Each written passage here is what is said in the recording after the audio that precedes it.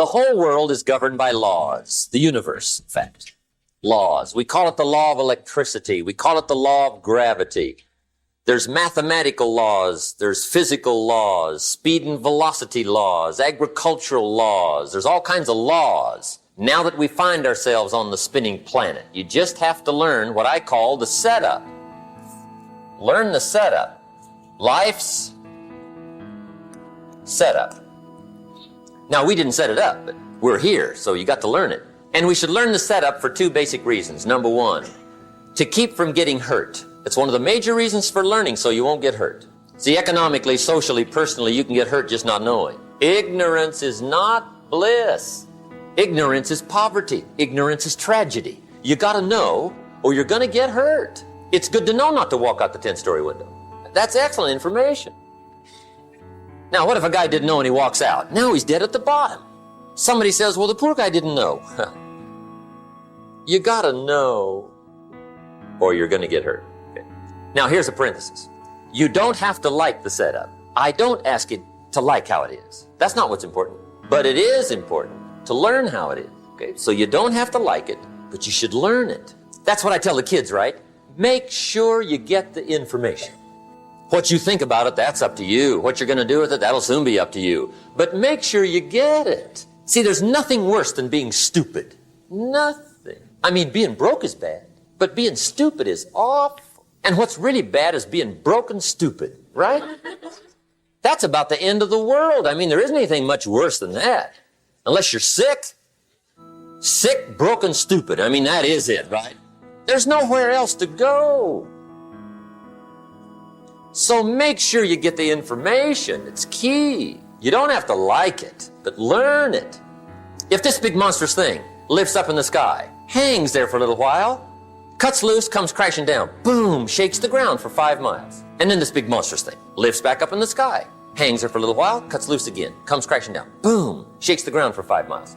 It just keeps doing it, this big monstrous thing. Lifting up, and then crashing down, boom. Now, you might come along one day and say, that's got to be a stupid arrangement, which is okay. You're entitled to your opinion. But the first thing you should learn to do is get out from under it. Right? That's number one. You might have a great moral argument. You might want to shake your finger at the sky, but do it from over there, right? So you don't get smashed. It's called your basic smart.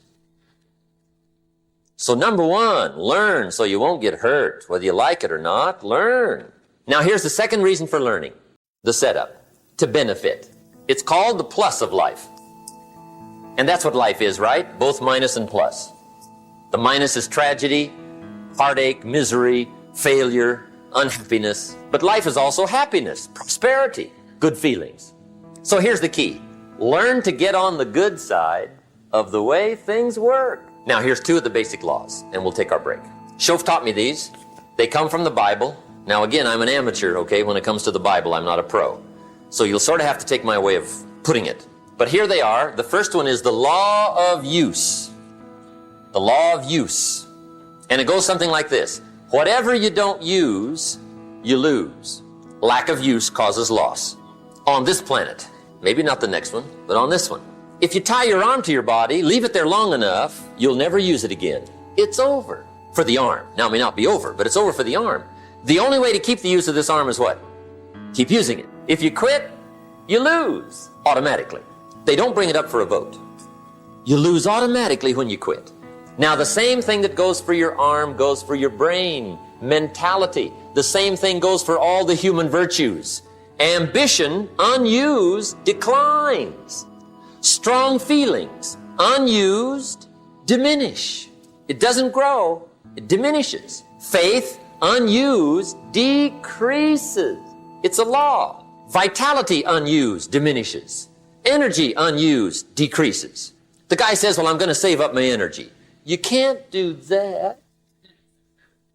That's like trying to save today, put it on the end of the year. See, you can't do that. They'll come take you away. If you don't use today, what? It's lost.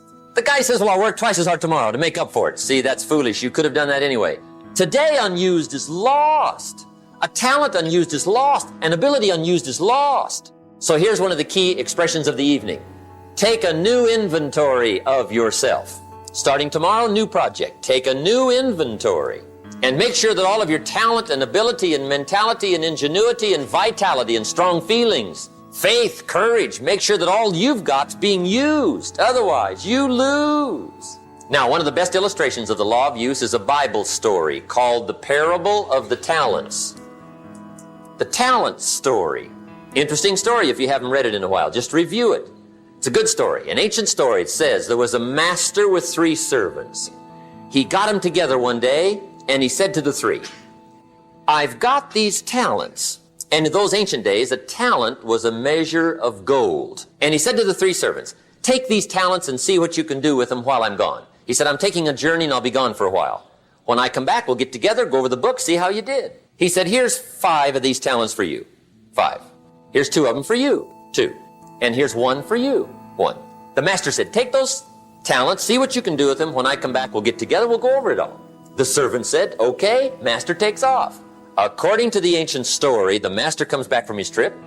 When he gets back, he gets the 3 servants together, and as he said he would, he asks, how did it go with those talents? You were 5. What happened? That servant said, well, I took the 5 talents you gave me, and I put them to work. A little shaky at first, but he said things finally got rolling. And he said, I poured it on. And he said, my talents grew to 7, 8, 9, 10. He said, I doubled my talents from 5 to 10. Books will show. Master said, one heck of a job, or something like that. He said, I gave you 2 talents. What happened? That servant said about the same thing happened to me.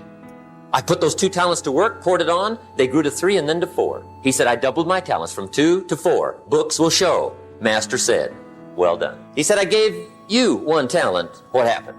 That servant said, well, I took the talent you gave me and I carefully wrapped it and I dug a hole and buried it and camouflaged it, I suppose, so nobody would steal it. And he said, fortunately, nobody got it. And he said, I knew you were going to be here today, so I dug it up. Here it is, safely wrapped. I did not lose it while you were gone. According to the ancient story, the master said, take that talent away from him and give it to the man that's got 10. Now you might say, well, I don't like that arrangement. The poor guy's only got 1 talent. He's already got 10. It ought to be more even. Remember, I didn't ask you to like it, but this one I would ask you to learn, because it simply means whatever you do not employ, you forfeit. It's a law. So learn well the law of use. Now here's the second one, and we're going to take our break. Second law from the Bible.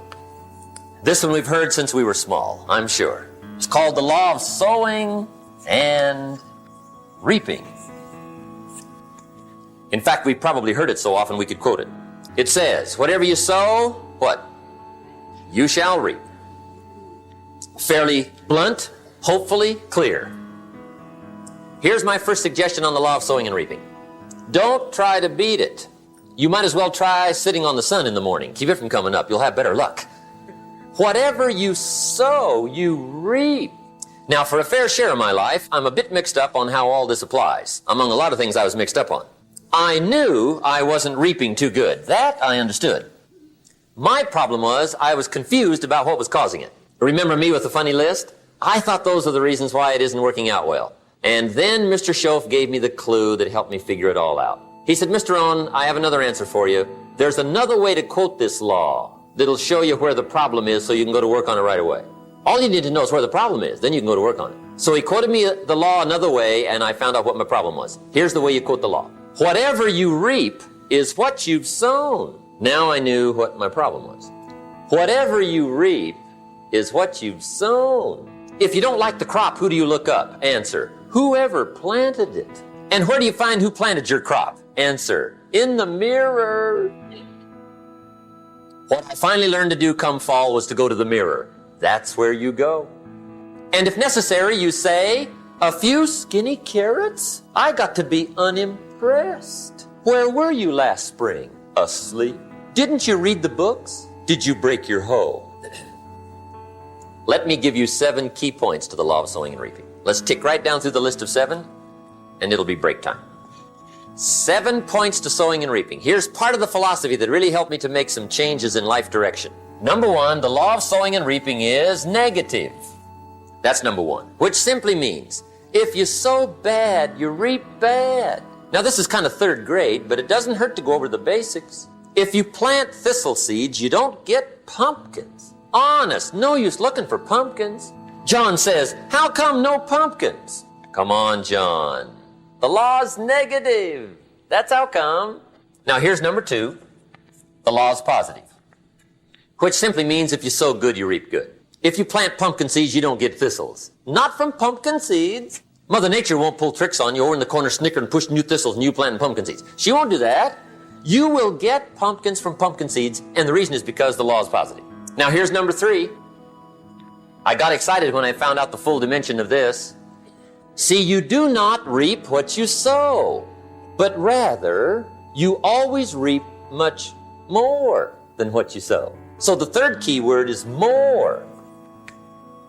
You don't get back what you put out. You get back much more than what you put out. And it works both positive. On the negative side, it said, if you sow to the wind, you reap the whirlwind.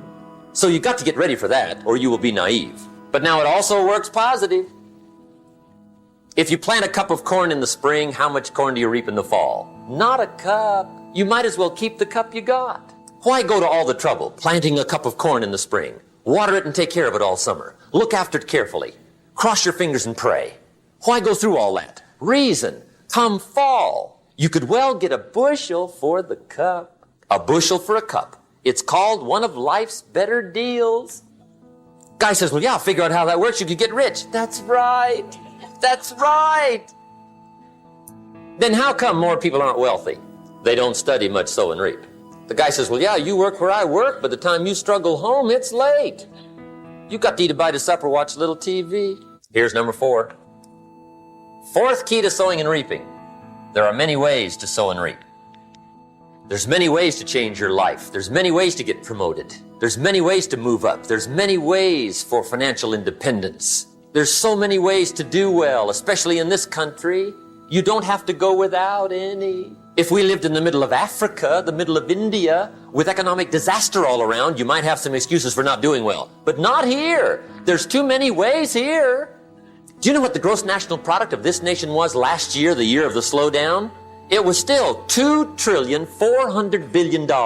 There's been nothing like it in the history of the human race. Last year, this country. We now consider somebody desperately poor in this country and needs massive help if they make less than $7,000 a year. And the rest of the world doesn't average $700 a year. No wonder they call it the American dream. There's so many ways.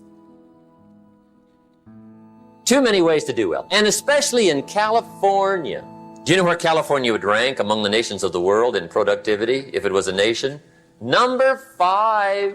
The United States would be number 1, Russia number 2, Japan number 3, Germany number 4, California number 5. And there's only 23 million people here. I mean, there's nothing like it in the whole world. And Orange County.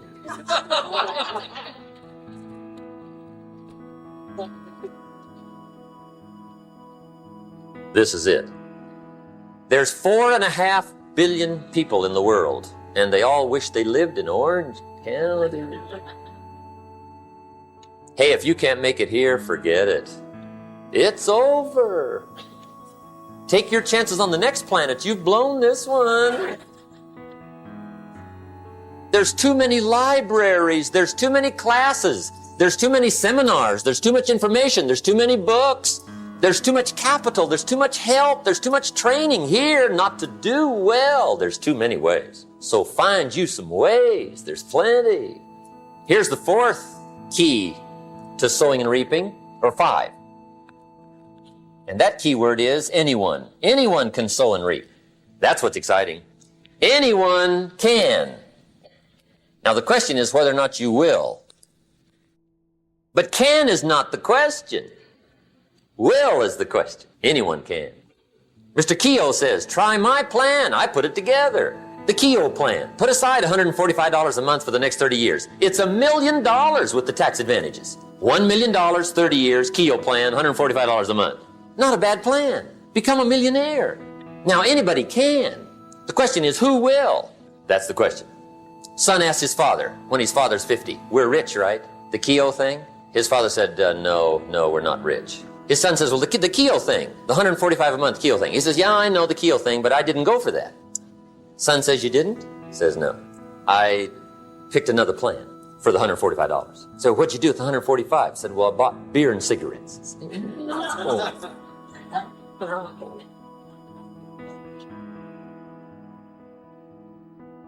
See, anybody can, whether you will or not. See, that's the question. And here's a good question to ask. We are all buying somebody's plan. The question is, whose? Who's got you talked into doing what you're doing? Who's got you talked into your present plan? See, 10 years from now, you will surely arrive. The question is, where? But see, anybody, if you want to, can go searching for a good plan, pick it, and start working it. And sure enough, as the time passes, as it surely will, 5 years from now, 10 years from now, then you'll be winding up wearing what you want to wear, driving what you want to drive, living where you want to live, become what you want to become. But now's the time to fix the next 10 years. And who can? Anybody. Here's number 6. The 6th key to sowing and reaping. This is leveling with you now, as we promised to do. There's one thing better than the truth. And that's the whole truth. And here's part of the whole truth of the law of sowing and reaping. Number 6 is, you could lose. There are times when you just lose, no matter what you do. It's that kind of planet. You reap what you sow. Yes, but... What does that mean? Yes, but... Well, the farmer plants his crop in the spring, takes care of it all summer, loves his family, works 10, 12 hours a day, 6, 7 days a week, is an honorable man. Come fall, he's got a beautiful crop, and he deserves every bit of it. But the day before he sends the combines into the field, a hailstorm comes along and beats it all in the ground, which means you lose. Somebody says, well, what did he do wrong? Answer, nothing. It's just that kind of planet. Sometimes it's going to hail on your crop and rain on your parade, so you got to get ready for that or you will be naive. That's just part of the life arrangement. And don't press me why. I was not in on some of the original decisions here, so I don't know how it got set up. But there's just times, sometimes you lose. That's part of life. But now here's number 7. The 7th key to sowing and reaping. And it goes like this. It's just another way to quote the same law. And it goes like this. If you don't sow, that's just another way to quote the law. If you don't sow, what? You don't reap. You don't even have a chance. So if you looked at your game plan tomorrow, you might come to the quick conclusion, I got to get some sowing going. How true. Get you some sowing going. And remember, you've got plenty of time. You've got all the time there is. Some people spend enough TV time to make a fortune. The latest article on television watching in this country, according to the latest article, the average television is on in this country in every household 7 hours a day, called the Big 7.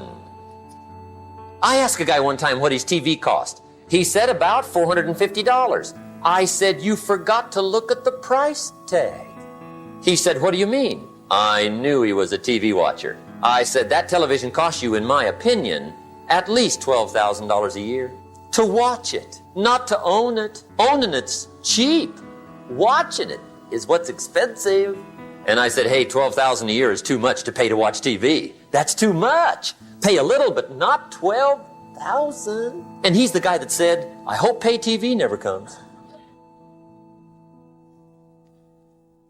Okay, we're trying to cover an awful lot tonight, I realize that, but my time schedule is such that we just have to sort of give it all to you and let you sort the rest out. I wish we had plenty of time for questions and answers and that whole thing, but our time is just limited. But we are trying to go through an awful lot, I realize that. But looks like everybody's getting it. This is about the note-takingest crowd I've seen in a long time. Incredible. Does anybody have 5 pages yet? Anybody? Oh, fantastic. Incredible. Okay. Maybe you heard the story about the preacher down in Texas, southern part of the country. He was an evangelist back in the horse and buggy days. And he was very good at being an evangelist, and a lot of people used to come and hear him preach. And one day he put up his tent in one of these Texas towns and expected a big crowd as usual, come and hear him preach. And he got there first night of the tent revival, walked in, 7:30, time to start. And to his surprise, the tent was empty. He thought, well, something must be drastically wrong. So he waited till 7:45, nobody showed up. 8 o'clock, zip. Finally, 8:15, one lone cowboy wandered up on his horse, tied his horse up outside, came in, sat down on the front bench, right, waiting for something to happen. The preacher thought, well, at least I better go down and talk to the cowboy. So he walks down, talks to the cowboy, and he says, cowboy, I'm the preacher. And he said, I don't know what to tell you. Something's gone wrong. He said, this tent was supposed to be full of people. He said, I'm embarrassed. He said, you're the only one that showed up. And he said, I really don't know what to do. And the cowboy said, well, I'm not a preacher, so I really can't tell you what to do. You know, he said, I'm just a cowboy. But he said, I know this, if I went out to feed my cattle and only one showed up, I'd at least feed it. The preacher thought, hey, the cowboy is right. If you've got a good idea to share, you should share it, if there's 1 or 1,000. So he got kind of inspired by this conversation, and he jumped up on the platform and started to preach, as if the tent was full of people, just exploded. And he went for an hour and 15 minutes, just kept rolling. Finally, he quit. And when he finished, he came down off the platform, talked to the cowboy again. Says, well, cowboy, what did you think of my sermon? And the cowboy said, well, I'm not a preacher, so I really can't tell. You know, he said, I'm just a cowboy.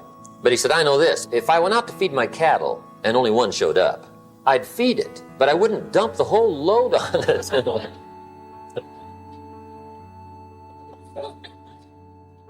So anyway, if it seems like we're dumping the whole load tonight, I guess we are. But gosh, everybody's doing well. I'm having a good time. I appreciate the response here tonight. Okay, the next subject is setting goals.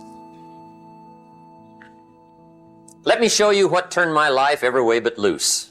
Mr. Schoaf dropped this idea on me, changed me completely. Setting goals. Here's what can easily happen if you don't set goals. It's easy to let life deteriorate into making a living instead of designing a life. And we all have a choice. Make a living or design a life. Positive and negative. It's easy to get trapped by economic necessity and settle for existence rather than substance. That's easy. But the best advice I can give you on how to break out of that trap is to learn how to set goals. Mr. Schoaf put it to me this way. He said, Jim, if you had enough reasons, you could do the most incredible things. I never forgot how he put that. If you have enough reasons. See, reasons will change your whole life. Mr. Schoaf said to me, he said, Mr. Rohn, I think you've got plenty of intelligence, you've got plenty of talent, you've got plenty of ability. Probably what you lack is plenty of reasons. He said, I don't think your current bank balance is a true indication of your level of intelligence. I was happy to hear that. He said, I think you're much smarter than your present bank balance indicates. And that turned out to be true. I was much smarter. But of course, my first question was, well, then why isn't it bigger? And he said, you don't have enough reasons. You've got enough intelligence, but not enough reasons. So see, reasons can change your life. Here's what else I found out. Reasons come first, answers come second. You don't get the answers to do well till you get the reasons. Life has a mysterious way of hanging on to all the answers and only gives them up to the people that are inspired by reasons. So reasons make the difference in how your life works out. Now, what are some of the reasons for doing well? Let's go through a quick list called Reasons for Doing Well. First is personal reasons. Some people do well for recognition. Some people do well for respect. Some people do well for the way it makes them feel. They love the feeling of being a winner. Those are good reasons. I have some millionaire friends that keep working 10, 12 hours a day, making more millions. And it's not because they need the money. It's because they need the joy and the satisfaction and the pleasure that comes from being a constant winner. And see, it's not just the money anyway. It's the journey, not the money. Once in a while, somebody says to me, boy, if I had $1 million, I'd never work another day in my life. That's probably why the good Lord sees to it they don't get their million, right? They'd quit. Okay. Next is family reasons. Some people do extremely well for other people, and that's powerful. Human beings can greatly affect each other. Sometimes we will do things for somebody else we will not do for ourselves. We're made that way. I met a man one time who said, Mr. Rohn, to do all the things I want to do with my family around the world, he said, I got to have at least $250,000 a year. I thought, incredible. Could a guy's family affect him that much? And the answer is, of course. How fortunate are the people that find themselves greatly affected by somebody for personal achievement. And we are affected. The writer of a recent song said, if not for you, the winter would hold no spring, couldn't hear a robin sing. I just wouldn't have a clue if not for you. So we can be affected. That might be one of the most stimulating reasons to do well, finding somebody. Next is benevolence. Some people are turned on by sharing, and sharing can be one of the biggest turn-ons to do well. Some people do extremely well, gathering up resources, and then they divide them all up, sponsor all kinds of things. Sharing. When Andrew Carnegie died, the wee little Scotsman that built the big steel industry, when he died, they opened up his desk, and in one of the desk drawers, they found a slip of paper. On that piece of paper, Mr. Carnegie had written his goal for his life, and he wrote it when he was in his 20s. And on that piece of paper, it said, I'm going to spend the first half of my life accumulating money. I'm going to spend the last half of my life giving it all away. What a goal. He got so inspired by that goal that the first half of his life, he accumulated $450 million. And the last half of his life, he gave it all away. Good question tonight. What's got you turned on? What's got you bombed out of sight to get up early and stay up late and hit it all day? Next question. What's got you turned off? When I found the answers to those two questions, my life exploded into change. I finally found out what had me turned off, and I got that cured. And then I got me a long enough list of reasons to turn me on. And once the lights went on for me, age 25, they've never gone out. I've fallen out of the sky a few times, but I've never lost that drive to make something unique out of my life. See, reasons altered my whole life. Now, there's another list of reasons called nitty-gritty, hard little reasons. Sometimes those little reasons are the most powerful reasons that can change your life. Sometimes it doesn't take much. I now carry several $100s in my money clip. It's only a few $100s, but it was one of those reasons turned my life around. Just before I met Mr. Schoaf, I heard a knock at the door. I go to the door, and there's a little girl standing there about this tall selling Girl Scout cookies. And she gave me one of the finest sales presentations I've ever heard. Special deal, several flavors, this whole package of stuff, $2. And with a big smile, she very politely asked me to buy. And I wanted to. Big problem. I'm broke. I don't have $2. And to this day, I can remember the pain and the embarrassment. I'm a father. I'm a husband. I've been to college. I'm working. I'm 25. I don't have $2. And I didn't want to tell her that for some reason. So I did what I thought was next best. I lied to her. I said, hey, look, I've already bought lots of Girl Scout cookies. I've still got plenty stacked in the house, which was not true. But it seemed to get me off the hook for the moment. She said, well, gosh, that's wonderful. Thank you very much. And she went away. When she left, I closed the door. And that was the day I said to myself, I don't want to live like this anymore. I've had it with lying, and I've had it with being broke. I'm never going to let this happen to me ever again. I promised that day I would work as hard as possible and would always carry plenty. It took me a little while, but now I do. It was one of those reasons. And I guess I carry plenty for two reasons. One is the way it makes me feel, but also in case I bump into another Girl Scout selling cookies.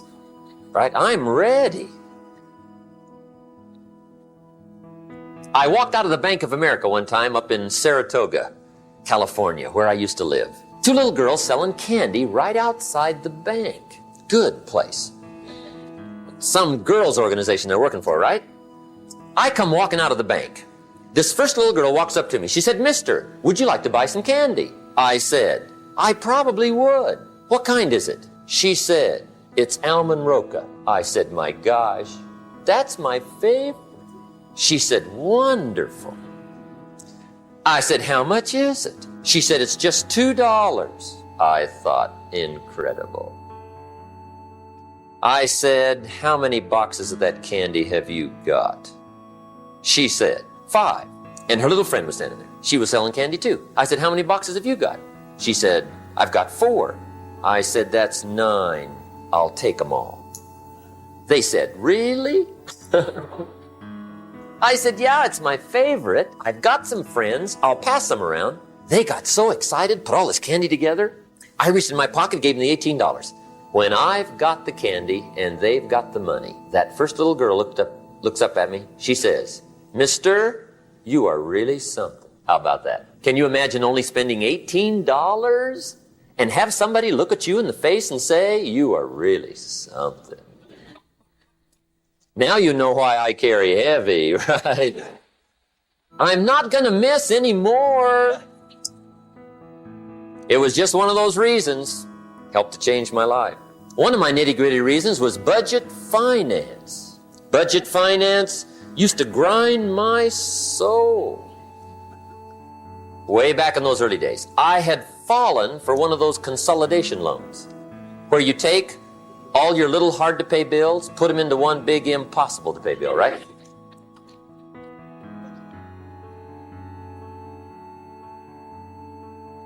I would get 4 or 5 payments behind. This one guy used to call me day and night.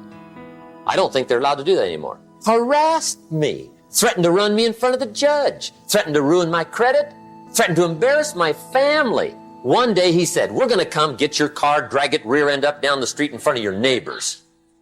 The guy even called me a flake. And back in those days, I'm broke, I'm pitiful, there's nothing I can do about it. But I never forgot how the guy treated me. And when I met Mr. Schoaf and I got my life straightened out and the money started to flow, that was one of my first projects, budget finance. I poured it on day and night. I finally put all the money together I owed him, which was considerable. I picked a day for the payoff. And when the payoff day came, I put the money in small bills in a big briefcase. And I walked into the budget finance office on Wilshire Boulevard in Los Angeles. The guy who harassed me so often, his desk was about 3 back. I walked right up to his desk, startled him. You wonder what I was doing there? It was the first time I'd been there since I borrowed the money, right? Without saying a word, I opened up this briefcase, dumped this pile of money all over his desk. I said, "Count it. It's all there. I will never be back." And I turned around and stormed out. Now, that might not be noble, but if you haven't tried it, you've got to one time.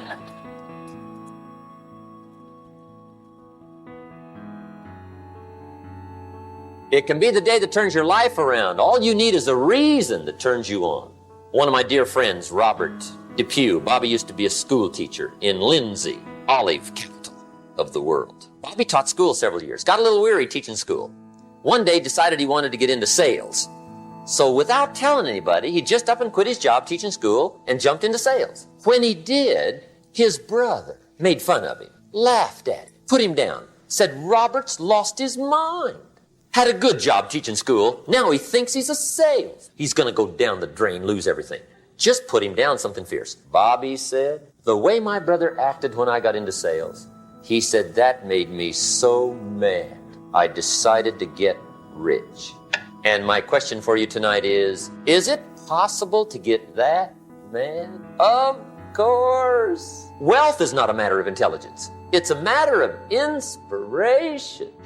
Today, Robert happens to be one of my millionaire friends. Bobby's rich. Frank Sinatra said one time, "The best revenge is massive success." Hey, get you a long enough list of reasons so that after tonight you never lack for inspiration. You might not have all the answers right away, but you can get the answers if you can get the reasons. Now, let me give you a little simple formula for goal setting.